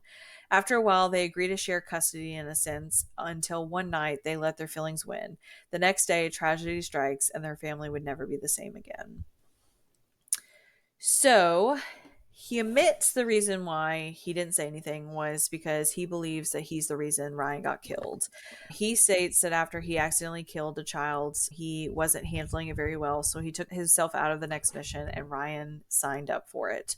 And during that mission, Ryan was separated from the squad and Ryan was tortured and ultimately killed. And he said he had stopped writing to her because he didn't know how to explain to her what had happened when he got there. He just couldn't lose her, so he didn't explain to it then either. He said that he had gotten Ryan's letter and his letter had got him there, but the rest was because he fell in love with Ella and her kids and that he did it for him and the family he was building to have. And she just basically asked him to leave, and so he does. I would have said, everything makes so much more sense now. It would have all clicked for sure. Still been angry, but I don't think I would have said, I never want to see you ever again. I can understand almost like the lies and like this deceit, but I don't. But he didn't actually lie. Well, If you go back through, he didn't lie, it was omission. but she didn't exactly ask the right questions either. I know that's like a violent thing, and we deal with that, but she didn't exactly ask him, "Are you Chaos?" Because I think he would have told her. I think so too. I think if she had directly asked him, I don't think he would Oh, have okay. lied. And she asked which one was Chaos, and he said the third from the left. He was one of the three, the third from the left. He did not say it was one of the other two. Like he did not directly lie to her. Yeah. Nor do I think it makes anything bad. Actually, I think it would make things better. Oh, I can stop feeling guilty for falling in love with this man who I think might have died and now loving you. Like, you're the same person. Oh my gosh, that explains so much. No wonder you showed up here and you loved my kids from the start. Like, I think that would have made everything click for me, and I'd have been upset that he hid it, but I don't think I would have been like, I never want to see you again, and made my kids go 30 days without seeing this man that I had just brought into their life. I think the hardest part, if I was in Ella's shoes, would be for the fact that my brother just died. I really needed a friend, and you just stopped talking, and I really thought you died too. And I had, at this point, I believe she had fallen in love with him as well. Oh And yeah. so, two people I love, I lost in the same day, and one of them could have been there the whole time for me in recovering for the other one being lost. But So, he was. after a couple months later, when he randomly shows up on I her think front it was just a couple porch. weeks. Well, even then, she still had to go through that heartbreak, that devastation. All the while her daughter was dealing with cancer, which he knew about beforehand. Okay, but you also have to consider the fact that it's not that simple. His What's own complicated about it? his own trauma. But he blamed himself, but it wasn't his fault. Well, we can say that as outside looking in, but most people have that survivor's guilt in this scenario. Yeah, I guess. I would have been upset. It would have hurt my feelings. I would not have been like, I never want to see you ever again in my entire life to this particular man. Any other Yeah. man, maybe, but not to Beckett. He has been so great, and he's adopted your children, and I you. think that was the harsh part for me because I was just like, you can be mad at him, but don't take it out on the kids because I mean they obviously love him just as much. I wholeheartedly agree. And when she told him to get out of her cabin, like, if he hadn't had that house, where would he have gone?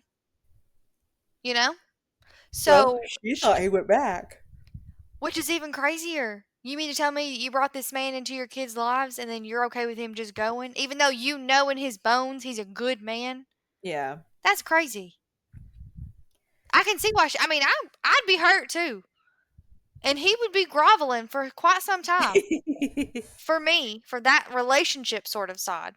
Yeah. But for him as a dad, there's nothing that could happen that I would take that away from my kids. Especially not after everything they've been through. No, not a chance. While she's in remission, not a chance. Yeah. Maybe a Well, and couple Beck days. I might have said we're gonna have a break for 3 days and then let's figure this out. yeah. Co-parenting, but I don't know. Well, People do it every. it's not like they had to go too far to co-parent either. Correct. But she didn't know that, I guess. But I wouldn't have risked him going back and leaving. And now my kids have to suffer after that was already my biggest concern, too. You know what I mean? It just, Yeah. I don't know. There were a couple of scenarios for Ella that I thought might have been a little off character. Thank you. I agree. But, no, but I did really like Ella. Well, and so Beckett ends up receiving a call from this school saying that Colt is in the principal's office, which score 8,000 for Beckett. Off the Colt, charts. and yeah. The kid who apparently in one of Ella's previous letters had bothered Macy and was bothering Colt's crush Emma. And Beckett asked what was being done about the kid. And the principal tried to rule it as like playground antics, like, oh, it's harmless or whatever. And Beckett defends Colt and says that if they continue to ignore this kid, he may end up, years down the line forcing someone to do something even worse. And he stops the principal from trying to explain what happened. He immediately only talks to Colt and basically just says, I'm going to teach Colt how to throw a better punch and get some ice cream, and like walks out. And I loved that. What was even better is he didn't even explain to Ella like what happened, or if he did, it was not written. But he was just kind of like, "Hey, Colt, let's go get some ice cream. Like, good job, buddy. Way to stand up for somebody." Which, I mean, for Colt to get to a violent state, I do think it would have taken a lot. Because I mean, he seems pretty easygoing, especially whenever they talk about how he's easy to give second chances and stuff like that. Like, he obviously got pushed to the limits. That's fair. I think Beckett handled it totally appropriately. And I think that principal second guessed himself after Yeah, that meeting. 100%. But it was a cute little moment that we got to see with Beckett and Colt, so I did like that. Yeah. And then, of course, the phone call is what led them to co-parenting finally. Yeah.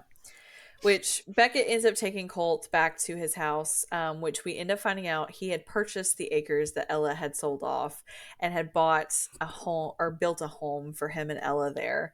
Built a home for her. Yes. Yes. That made me tear up too. I'm tear up right now thinking about it. Yeah. Like, Beckett is the standard. 100%. And he explains to Colt that he did something wrong and that him and Ella broke up. And Colt basically says, you need to keep trying to fix it. Just keep apologizing. Girls love that. And Beckett learns that Ella is away with Macy, so he ends up staying the night with him. This made me cry, like, reading it back, because I was just like, man, this is like almost like the one day that Colt got to experience a whole day with a dad. And I just, to know that was like one of his last good days was just heartbreaking. Like, I'm gonna cry. In that moment, Beckett was reaffirming that standing up for the little person or whatever is what you should do. Yeah. And that's what resulted in him dying, is saving Yeah. that little girl. Yeah. So it's like just really sad, like the chain of events, and like obviously you would never actually want to teach your child anything different. but, No. like, you have that normal, like, "Did I go wrong somewhere? What could I have done differently? Did I cause this?" sort of thing, and so I can just picture, like, Beckett remembering one day that he had reaffirmed that lesson for him and, like, wondering, like, if I hadn't, would he have, you know what I mean? That sort of thing.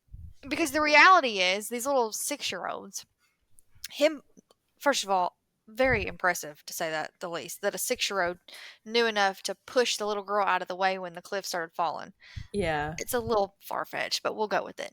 But so if he hadn't, like, nobody would have blamed him for not doing that because he's Yeah. 6, right? Yeah. But because you taught him that lesson, the first instinct was to protect that little girl. Oh, and it just, like, I don't know. Like, that's sort of where my mind went to, like, thinking back, because you replay those moments and you think, like, "Did I do something wrong, or could I have done something differently?" Or, whatever. And so it's Well, just so Ella ends sad. up making a comment similar to that in the epilogue where, she says, like, the reason why Emma's still here is because of what you taught that little boy. Not gonna do it. But back to this scene because that one's gonna be hard to hit. But anyway, so when Ella goes to pick up Colt, she realizes that Beckett had purchased the 25 acres that she had sold off. And she asked him, why haven't you got any furniture? And he admits that it was because he had planned on Ella picking all that out. And he says that he had built the house on 4 acres that he kept, but he had signed the entire rest of it back over to Ella. And she asked, like, how is this so easy for Beckett? And he explains, like, it's not easy. It's killing me not to touch you. It's hard to think that he didn't just lose her, but the kids too. So Macy has like a moment while they're eating, and she says that she turned down her make-a-wish because the only thing she wants is something that they can't give her. And we end up finding out at some point it's a dad, and broke me again. But Ella ends up explaining to Beckett that she doesn't blame him for Ryan and that she will try to give the kids time with him. And they have this little moment that, again, Beckett wins because Colt tries to blame Ella for a moment about not allowing the relationship to be fixed. And Beckett kind of gets down on his level and he says, don't be mad at the person who was hurt, only be mad at the person who did the hurting. And so it was just a nice little moment that, again, kind of showed Beckett as just this wonderful person.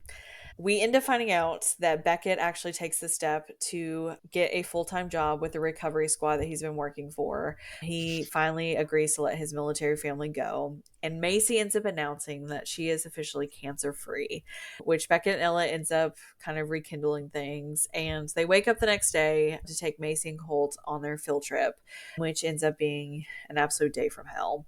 I So literally so I texted, like I said, I called it that it was gonna be Colt. And when I read the scene that they were waking up and they were going on a field trip on a hike, I paused it. I texted Emily and I said, "They're gonna get lost, aren't they?" And that's when I got to Six Flags. And then when I got in line to ride the ride, I was like, "No, I've got to keep reading. I have to know what happens. I have to know if I'm right." So from here forward, I was in the line at the Ninja first, and then I finished it in the line for Screaming Eagle. So, as they're going about their day, Ada and Larry come to Ella and tell her that the search and rescue was called to where the kids were supposed to be on their hike. Beckett realizes whenever he gets there that it's Colt's, and he finds out that he has shoved Emma out of the way of a landslide. Beckett ends up having a really emotional moment where he kind of tries to kill an officer because he says, basically, this is a recovery mission. Like, you're never going to find this kid alive. And Beckett's not willing to admit that yet. So Beckett takes Macy down the mountain and tells Ada and Larry to stay with Macy and to get Ella because it's not good. So Beckett ends up finding Colt and realizes that he's bleeding out and he doesn't have much time. Colt says to tell his mom. You want me to try to read it? He says to tell his mom and Macy that he loves them and he's glad that he got to have Beckett like his dad. So Beckett tells him that he adopted Macy and Colt and that he had had a dad the whole time. He tells him that he's the best boy he ever could have been given. So then Colt says he got everything he's always wanted, and Beckett holds him as he dies. And so Beckett takes Colt to Ella, and she ends up fainting. Can I And just, before you get to Ella fainting, when it says that Havoc curled up next to him and that she knew, oh my gosh. yeah. Can't imagine, like, I can't imagine what that felt like for Beckett and experiencing that and having to. I mean, I feel like it's a blessing and a curse. It's a blessing to be able to have to. I can't even talk. It's a blessing to be able to say goodbye and have that moment and tell him that he was his dad this whole time. But it's also a curse to have to literally sit there and watch him pass, you know? Yeah. Oh my god. Well, and I know Ella makes a comment at one point, like, he was alone, and Becca's like, no, he wasn't. But whenever Ella wakes up, and the doctors do end up explaining that there was absolutely nothing that could have been done, and that even if Colt was standing outside of the hospital and had any of this happen, there was no chance he could have been saved. Which I do feel like kind of settled some things in Beckett, because he did, I think, have kind of that argument within himself, like, I could have done more, and the doctor does say, Beckett, because you of your training, you had those moments that you did. Yeah. So they then have a moment, which, if you're going to talk about it, you could talk about it, but I don't know if I can do it, about Ella leaving the hospital. But they decide to go and tell Macy what had happened. But Macy ends up admitting that she already knows that Colt had come to her in a dream and said to check his pocket. And there was a red leaf. It's That like his Ella. Ella had asked him to grab her a red leaf, and he had. Sorry, guys. I'm just gonna listen to us cry probably this whole last part of the episode. If you read the book, you know. Yeah. So at the funeral, Macy tells her mom that her and her mom are just alike, because they both have brothers buried, and that Beckett matches them too, because both of his best friends are buried there too. Which, whew, I thought I was recovered. Then that part came, and then I just broke down again. Um, it was, ooh, there were literally, like, pretty much that whole scene, and the scene, I skipped a lot of paragraphs because I couldn't make it through the first time I read it, and the second time I was like, I have to read every detail so I can write it in the stand-up summary. So, oh, it was terrible. But at the funeral, Captain Donahue ends up bringing Ella Beckett's final letter, and just basically says, you may need this one day, so I'm going to leave it in your possession. And Ella explains that she feels like she traded Colt's life for Macy's, and that she feels like she missed so much with him because she was taking care of Macy. And she has this moment where she says she thinks it's just unfair that she didn't have a chance to fight for him, which I could completely understand her point of Yeah. feeling that way, that I spent so many months fighting so hard for Macy, but didn't even get a chance to fight for Colt. So she ends up kind of having a moment, I do think, out of kind of her grief, where she gets angry with a little bit with Beckett and just says, the captain stopped by, said he's leaving, so when are you leaving? And he says, I signed my papers weeks ago. I'm out. Like, I have been out. And Ella finally has that moment where she realizes, like, he's not going anywhere. We do actually get to read that letter as well, and he explains in it that Ella changed him, and that he had, before he'd even gone to Telluride, changed his life insurance over to Colt and Macy, and that he was absolutely in love with Ella. So, in the months after Colt's death, Beckett had been doing little things to help keep Colt's memory alive. One of the things is they framed that red leaf that they found in his pocket. They did tell Macy that, and she explains that she's made peace with everything because it brought one of those. And his headstone saying Colt McKenzie dash Gentry. Well, and that's what he said whenever he was passing, like, that's my name. He said I'm a Gentry, yeah. Yeah. So Beckett kind of has a moment where he expresses that he hates that he couldn't save Colt, and Ella says that Emma was saved by teaching Colt, who to be. So, right before the epilogue, there is a quote that I want to read, or try to read, I guess you could say. And it's, life was short, Colt taught me that. Life was worth fighting for. Macy taught me that. Letters could change your life. Ryan taught me that. Love. Love when it was right was enough to save you. Beckett taught me that every single day. And ours was more than enough. And so was I. Whew, I loved that quote so much. But it just, every bit of that, like, was a great summary for the entire book. Like, Agreed. every bit of that. So, in the epilogue, more tears. So, Macy visits Colt's grave and she's giving him kind of a light-hearted, which I knew that's what it was intended as, but it was just still really like sad to know that Colt wasn't there. So she's given him a life update that she's still cancer free, and that basically by her not having any cancer in the last 5 years, that they're pretty much considering her, practically cured. I mean, obviously there's no guarantee, but we do end up finding out that she has two new siblings, Rory and Brandon, and that Emma is Macy's best friend, which sad, but good for her. But she then has where Beckett is calling for her, and she says that Dad's taking her somewhere. And she was in because Cole would have been. So that's the end. I just hate that he just couldn't be there. Yeah, me too.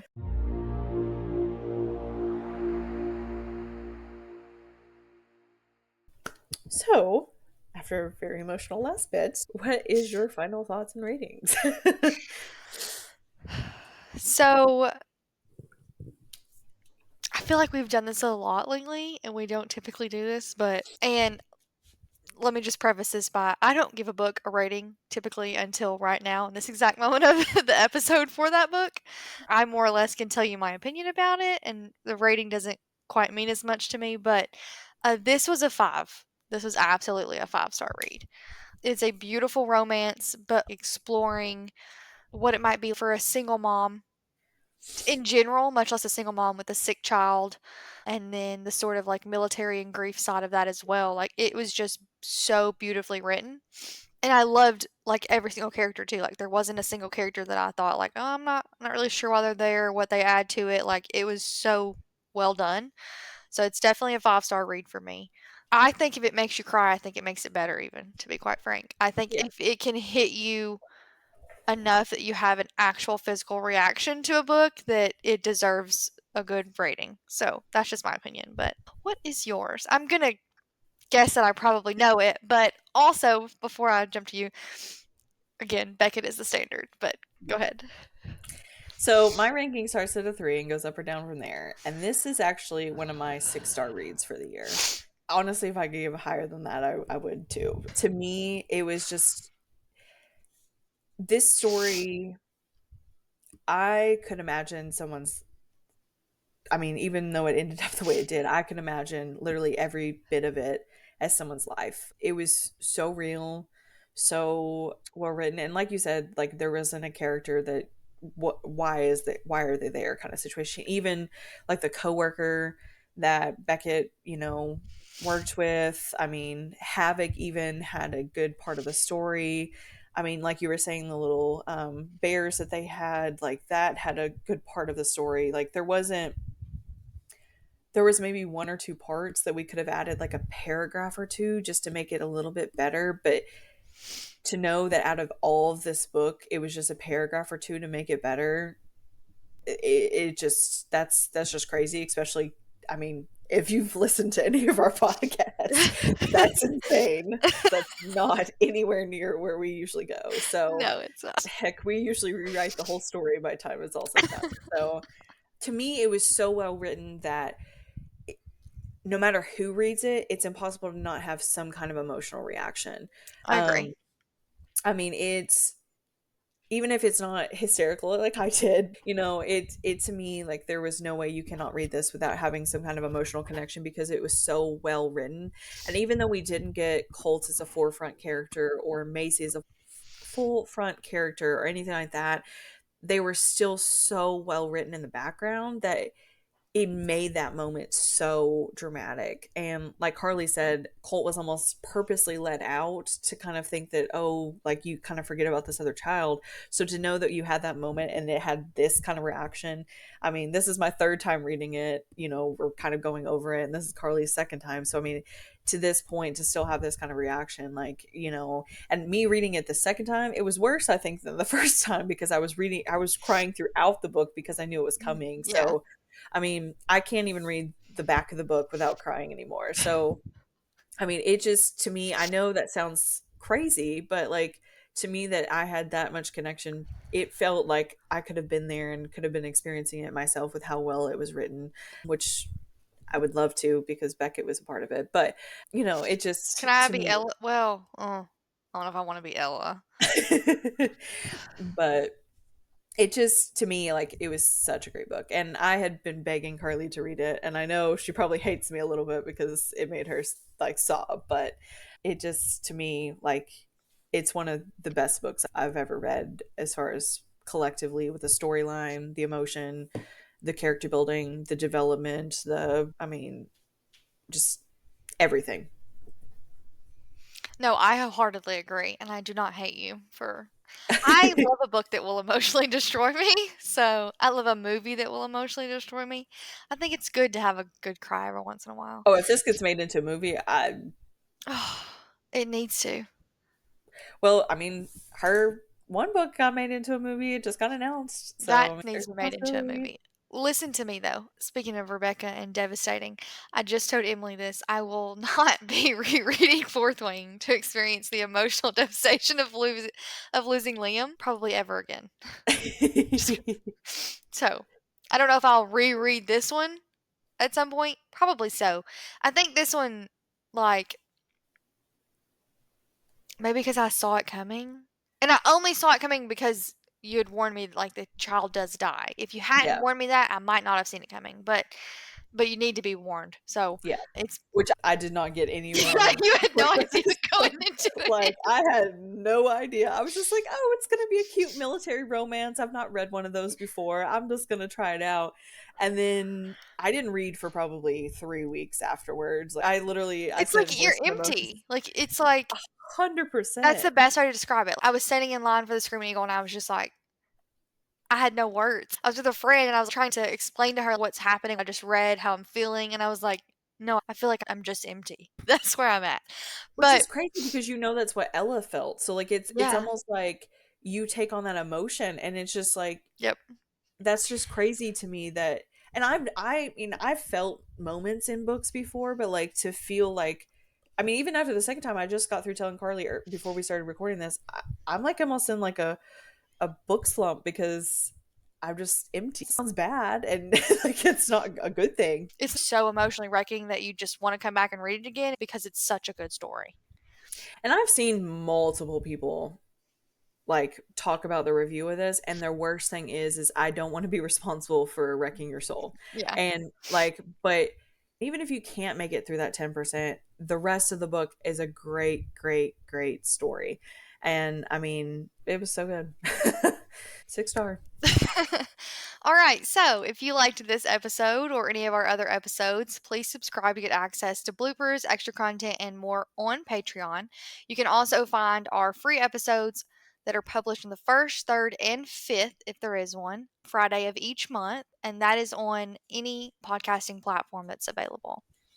You can also send us book suggestions, comments, or general inquiries to our email at likewereadthem at Karl with a K, mpodcast.com. We are bringing you more content on Facebook, Instagram, and TikTok with this schedule, so tune in there for some clips from our bonus episodes that you may not be subscribed to, snippets from previous episodes, and some bloopers that we didn't leave in the episodes. You will also get early access to our next book in our episode, so if you tune in to the very end of each one of them, you get to find out what they are. If not, everyone else will find out on Sundays on our socials. And speaking of, Carly, you want to let them in on what we're reading next? Yes. So, our next episode releases on November 29th, and we'll be discussing Powerless by Lauren Roberts. Super excited to read this. Emily has already read it and has been begging me to read it for a long time.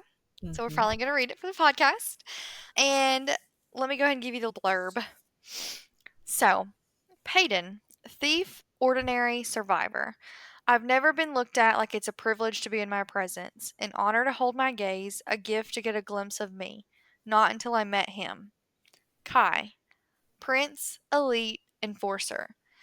If I am to be her enemy, I want it to be because she loathes herself for wanting me. She is the very thing he has spent his whole life hunting. He is the very thing she has spent her whole life pretending to be. And fate ensured they would find each other. So, you should definitely tune in next episode to see what we thought about this one. We appreciate you tuning into this episode, and we hope you'll share your thoughts on our social media. As always, we promise to Karl and Em like we read them.